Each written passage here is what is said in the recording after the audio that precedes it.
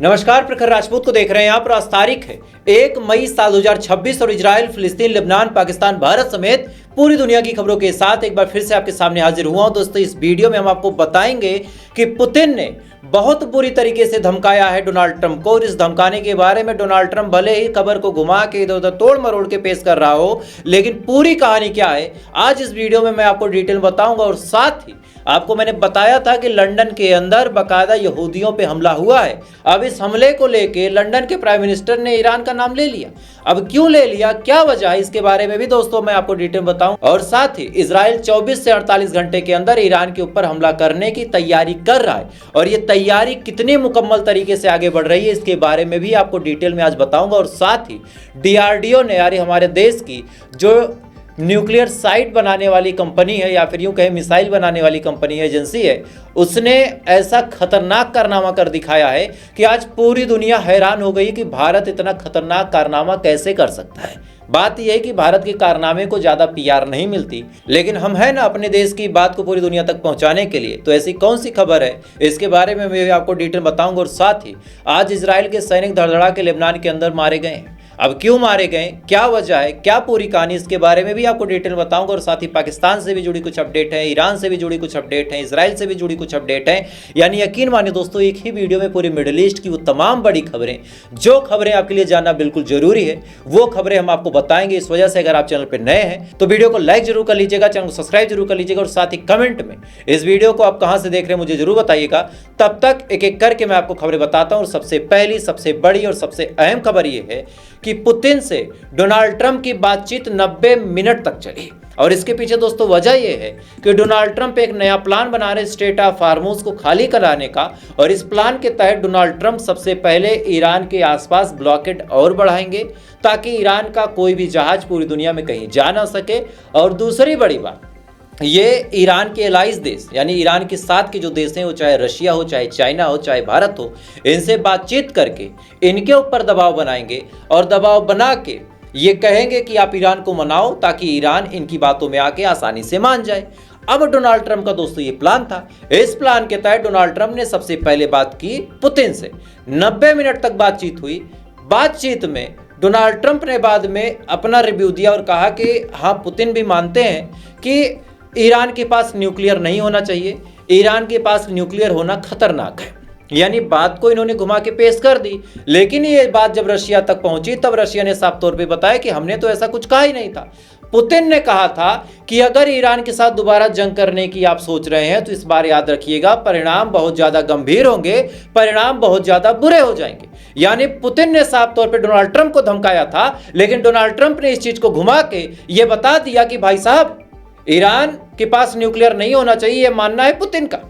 अब सुनिए, चाइना के साथ ये मीटिंग करना चाह रहे थे, चाइना के राष्ट्रपति शी जिनपिंग से बातचीत करना चाह रहे थे, उनको अपने भरोसे में लेना चाह रहे थे। लेकिन चाइना के राष्ट्रपति शी जिनपिंग ने साफ तौर पे ऐलान किया और कहा कि ईरान की बात तो अभी बाद में है, ये क्यूबा के आसपास जो तुम नेवल ब्लॉकेट कर रहे हो ये सही नहीं, इसको हटा दो, चूंकि हम क्यूबा के साथ खड़े हैं।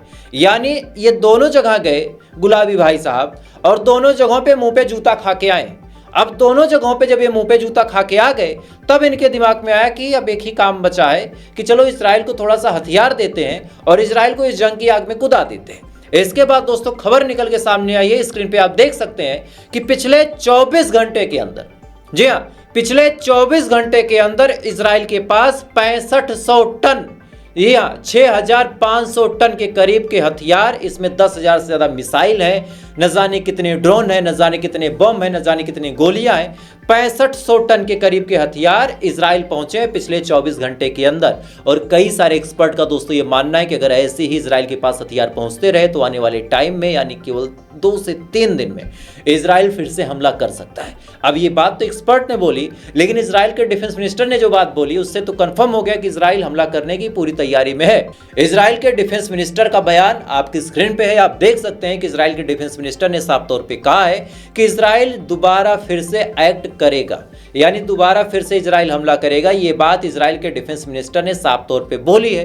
वो बात अलग की है कि ये ईरान से निपटने की तैयारी कर रहे हैं, लेकिन ईरान का एक छोटा सा इलाही है हिजबुल्ला।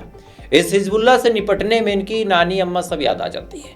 खबर सुनिए, ये लगातार हमले कर रहे थे लेबनान के ऊपर, सीज फायर के बाद लेबनान के ऊपर हमला करके बेंजामिन नेतन्याहू ने खुद एक वीडियो डाला, जिसको आप स्क्रीन पे देख भी सकते हैं। इस वीडियो में भाई साहब ने खुद लिख दिया है कि टू बी कंटिन्यूड, यानी ये हमले जारी रहेंगे। अभी ऊपर से तो हाथी के ऊपर चोंच मार के कौवा उड़ ही जाता है। आज इनके कुछ सैनिक जमीनी स्तर पे निकल पड़े। भाई मर्दे मुजाहिद आदमी है, दुनिया की सबसे खतरनाक आर्मी की सेना है IDF यानी इजरायली डिफेंस फोर्स। 19 साल का नौजवान बेचारा, वो इनके बहकावे में आके चला गया, और जब जाता है तो हिजबुल्लाह से उसका सामना होता है, और जाता सिंगल पीस में है, आता डबल पीस में है। अब इस चीज़ को मैं थोड़ा सा बुरा नहीं कहना चाहूँगा, क्योंकि वो भी अपनी माँ का बच्चा है, 19 साल का नौजवान, उसको क्या ज्ञान है। यहाँ की घटिया पॉलिसी के तहत उसको सेना में उठा के भर्ती किया गया, बिना किसी एक्सपीरियंस के उसको लड़ने भेज दिया गया, और जब लड़ने भेज दिया गया तो फिर क्या रिजल्ट है आपके सामने स्क्रीन पे आप तस्वीर देख सकते हैं। ये वही नौजवान है जो IDF का सैनिक बना और चंद महीने के अंदर शहादत हासिल कर लेता है अपने देश के लिए। और सुनिए, एक और सैनिक था, उस सैनिक की भी हालत गंभीर है, यानी हिजबुल्लाह के साथ लड़ाई में इनकी पतलून गीली हो जा रही है, और हिजबुल्लाह इनको दोस्तों भिगो भिगो के मार रहा है, भले इसके बारे में बातचीत करें या फिर ना करें। खैर, इसी बीच पेजेश्कियन साहब का बड़ा बयान निकल के सामने आया। पेजेश्कियन ने कहा कि हमारे सब्र की इंतहा पूरी दुनिया ने देखी है, लेकिन हमारे जंग के लड़ने की गवाही भी पूरी दुनिया बनेगी। वैसे तो 39 दिन में ईरान ने जो जौहर दिखाया है वो जौहर कम नहीं है। अमेरिका और इजराइल क्या पूरी दुनिया को, क्या आपको यकीन था कितनी बुरी तरीके से मारेगा ईरान? मैं कह रहा हूं किसी को यकीन नहीं था, लेकिन ईरान ने वो कारनामा कर दिखाया। अब ईरान का नया क्लेम निकल के सामने आ रहा है कि अब तक तो हमने पुराने हथियार निकाले थे। ईरान का कहना है कि इस बार हमारे जो हथियार हैं उसको देखने के बाद, चाहे IDF हो, चाहे सेंटाकॉम यानी जो अमेरिका की आर्मी है वो हो, चाहे इनका ईगल, जो इनका समुद्री बेड़ा है उसको ये लोग ईगल कहते हैं, तो चाहे इनका ईगल हो, सबको हार्ट अटैक आने वाला है। अब अगर ईरान ने ये बात बोली है तो क्या ईरान ये बात हवा में बोलेगा? नहीं। ईरान अपनी ताकत अक्सर छुपा के रखता है। सबको लग रहा था कि ईरान के पास इतनी मिसाइल नहीं है, सबको लग रहा था कि ईरान के पास इतने हथियार नहीं है, लेकिन वो हथियार मिले और आज भी वो हथियार बरकरार है। अब ईरान कह रहा है कि हमारे पास कुछ और भी है, तो क्या ईरान झूठ बोलेगा? नहीं, ईरान के पास कई ऐसे एडवांस वेपन हैं जिसका इस्तेमाल ईरान ने अभी तक नहीं किया है, और आने वाले टाइम में ईरान उनका इस्तेमाल बड़े आराम से कर सकता है, वो भी सही जगह पे। जैसे आज ईरान का एक फोटो निकल के सामने आया, ये एक सिविलियन प्लेन है जिसकी तस्वीर को आप स्क्रीन पे देख सकते हैं, जिसका नाम बोइंग 777 है।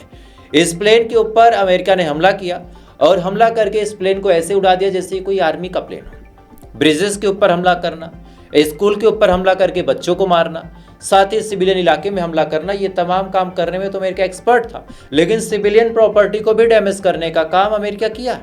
और इसकी तस्वीरें खुद ईरान ही लॉन्च करके दिखा रहा और कह रहा है कि भाई साहब देख लो। अच्छा, इसी बीच डोनाल्ड ट्रंप का एक बड़ा ही बेवकूफ़ी भरा बयान आया था। समस्या ये है कि भाई साहब फूंकते बहुत ज़्यादा है, उम्र हो चुकी है, नींद आती है नहीं। आखिरी सोचा था कि भाई साहब ईरान को मैं फतेह कर लूँगा, पूरी दुनिया के इतिहास में मेरा नाम सुनहरे अक्षरों में आ जाएगा। ईरान ने इनको इतना रेला कि ये गुलाबी से काले पड़ गए। अब गुलाबी से जब ये काले पड़ गए तो मेंगेरी लाल के हसीन सपने इनके बनते चले जाते हैं। तब इन्होंने पोस्ट किया और पोस्ट करके बताया कि ईरान के ऊपर जब हमने ब्लॉकेट लगा दिया तो ईरान के जो कुएँ हैं तेल के, उसमें प्रोडक्शन ज़्यादा हो रहा है और इस वजह से उन कुओं में ब्लास्ट होने की संभावना है। इसी के जवाब में गालिबाफ साहब ने साफ तौर पर ट्वीट करते हुए कहा कि यार एक काम करते हैं, हम तुम लाइव बातचीत कर लेते हैं और मैं लाइव दिखा सकता हूं कि हमारे पास इतना स्टोरेज है कि तुम 6 महीने ब्लॉकेट लगा दो, हमें कोई दिक्कत नहीं है। यानी 2-4-6 दिन की बात ही नहीं है, 6 महीने तक तुम ब्लॉकेट लगा दो, हमको बिल्कुल दिक्कत नहीं होने वाली, तुम्हें जो करना है कर लो। अब सुनिए दोस्तों, इधर गालिबाफ का जब ये बयान निकल के सामने आया तब डोनाल्ड ट्रंप ने कहा कि ईरान तो हमसे डील करना चाहता है और डील करते हुए अपना यूरेनियम हमें देना चाहता। लेकिन आज इसी दौरान दोस्तों मुस्तफा खामनेई का बयान निकल के सामने आया। मुस्तफा खामनेई ने साफ तौर पे कहा कि हम अपने यूरेनियम को अपने देश से बाहर नहीं जाने देंगे और अपने न्यूक्लियर प्रोग्राम की हिफाजत करना हमें बड़े अच्छे से आता है। यानी साफ तौर पे मुस्तफा खामनेई ने ऐलान कर दिया है कि यूरेनियम किसी भी सूरत हाल में ईरान से बाहर नहीं जाने वाला, चाहे कोई खुश रहे चाहे कोई नाराज हो जाए। और ये चीज ब्रिक्स के हवाले से बता रहा हूं, जिसको आप स्क्रीन पे देख सकते हैं। खैर, इसी बीच दोस्तों आपको याद होगा मैंने आपको बताया था कि यूके में यानी लंदन में 2 यहूदियों पे हमला हुआ था। हमलावर चाकू लिए हुए था और उस चाकू से उसने स्टैब करने की कोशिश की। अब ये दोनों यहूदी बचे या फिर इनकी मौत हो गई, इसके बारे में अभी तक कोई सटीक जानकारी नहीं है, लेकिन फौरन ही इस हमलावर को पकड़ा गया और इसका वीडियो आप देखें पहले।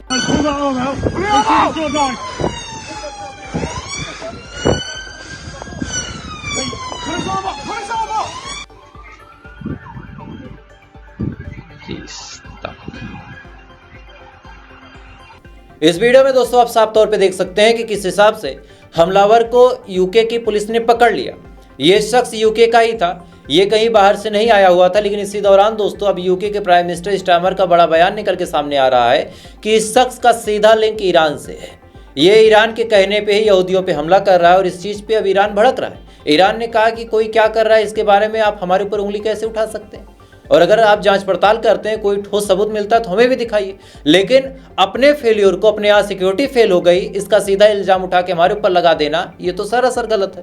अब आपको याद होगा ऑस्ट्रेलिया में भी एक त्यौहार के मौके पे, हॉलीकॉस्ट के मौके पे बाकायदा कुछ यहूदियों पे फायरिंग हुई थी। फायरिंग करने वाला शख्स पकड़ा गया था। पहले उसका लिंक जोड़ा गया ईरान से, वो फेल हुआ। फिर उसका लिंक निकल के आया पाकिस्तान से, वो भी फेल हुआ। फिर बाद में उसका लिंक निकल के सामने आया भारत से, और आज उसका लिंक कहाँ जुड़ रहा है किसी को पता ही नहीं है। तो सबसे आसान काम है कि ईरान का नाम पकड़ लो, ईरान के ऊपर थपका लगा दो। चूंकि ईरान तो कहीं बातचीत कर नहीं पाएगा, ईरान की पक्ष लेने वाले ज़्यादातर लोग हैं नहीं, तो सबसे पहले ईरान का नाम लगा दो। लेकिन ईरान ने भी दोस्तों बर्दाश्त करना बंद कर दिया। ईरान ने फौरन रिएक्ट करते हुए कहा कि इस तरह के आरोप सीधा सीधा बेबुनियाद हैं, या तो आप लिंक निकालें अदरवाइज हमसे माफी मांगे। खैर इसी बीच दोस्तों अब सुनिए भारत की खबर। हमारे देश की जो एजेंसियां हैं वो वास्तव में इतनी काबिल हैं कि उनके आगे अमेरिका और इजराइल भी फेल हैं। ये बात मैं हवा में नहीं बोल रहा। आप सुनिए, ईरान ने एक मिसाइल बनाई थी, मैंने, राजा ग्राफी ने, आज़ाद बोल इंडिया ने, और भी जो लोग वीडियो बनाते हैं तमाम लोगों ने उस मिसाइल का बढ़ चढ़ के ऐसा महिमामंडल किया कि जैसे संसार की आखिरी मिसाइल हो। और इस मिसाइल का नाम था खुर्रमशहर 4। आपने सुना होगा, हमने सबने बताया था कि भाई 8-10 किलोमीटर की इसकी रेंज है, ये कहीं भी पहुंच सकती है, 10 किलोमीटर तक आराम से मार सकती है। ये तमाम बातें हमने बताई। आपको लगा यार ईरान ने बहुत अच्छी चीज़ बना ली। भाई बिल्कुल बना ली, लेकिन अक्सर ऐसा होता है कि हम दुनिया की तारीफ करते करते अपने घर के साइंसदानों की तारीफ करना छोड़ देते हैं। आज DRDO का बयान निकल के सामने आया है, और ये बयान मैं आपको ऐसे मौके पे बताना चाहता हूं जिस मौके पे पाकिस्तान की फतह 2 मिसाइल ने कहर ढा दिया था। खबर ये है, DRDO ने साफ तौर पे कहा है कि हमारी जो अग्नि 6 मिसाइल है उस मिसाइल के टेस्टिंग के लिए हम तैयार हैं। बस सरकार हमें हरी झंडी दे दे, सरकार हमें ग्रीन सिग्नल दे दे, हम इस मिसाइल की टेस्टिंग कर लेंगे। और इस मिसाइल की जो रेंज होने वाली है वो 10,000 से 12,000 किलोमीटर कम से कम होगी। यानी जो खुर्रमशहर 4 मिसाइल थी वो 10,000 किलोमीटर की रेंज रखती थी। और इसके बारे में भी ईरान ने क्लेम अभी तक ऑफिशियली नहीं किया है, लेकिन हमारा DRDO ये क्लेम करता है कि 10,000 से 12,000 किलोमीटर की रेंज कम से कम हमारी ये मिसाइल रखेगी। और सरकार जब हमें हरी झंडी दे देगी तो हम इसका परीक्षण कर लेंगे। लेकिन ताजुब की बात यह है कि हमारे देश की सरकार हरी झंडी नहीं दे रही। अब क्यों नहीं दे रही? क्योंकि सरकार बिजी है रैलियां करने में, सरकार बिजी है बंगाल में चुनाव जिताने में, सरकार बिजी है हिंदू मुस्लिम करने में। और कहानी यह है कि स्मार्ट मीटर के नाम पे जो पैसा लूटा जा रहा है आज उससे पूरा देश सुलग रहा है। जगह जगह आप आगे पीछे मेरे वीडियो देख सकते हैं कि जगह जगह इसको लेके प्रोटेस्ट भी हो रहा, लेकिन इसके बारे में सरकार की नींद नहीं उठी। चलिए ठीक भैया, लूट लीजिए आप हमें, लेकिन हमारे देश की जो डिफेंस एजेंसियां काम करना चाहती हैं आप उनको हरी झंडी दें, आप उनको पैसा दें। हमसे पैसा लूट के अगर आप डिफेंस में भी नहीं लगा सकते तो फिर मतलब क्या बना? अब कई सारे अंधभक्त किस्म के लोग आएंगे और कमेंट करेंगे, अरे भाई साहब हमने शेर पाला है और शेर के खर्चे होते हैं।